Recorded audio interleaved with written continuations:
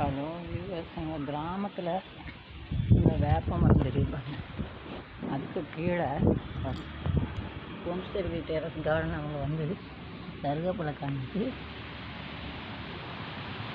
பதியம் போட சொன்னாங்க. நான் பாருங்க இங்கேருந்து அழகாக வந்துட்டாங்க மழைனால.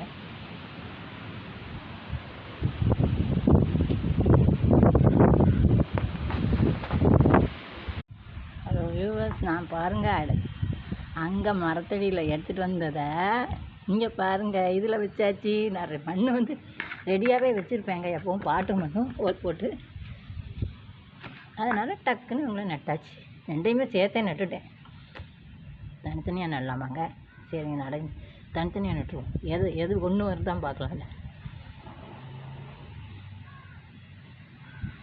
உங்களுக்கு எல்லாம் குட்டி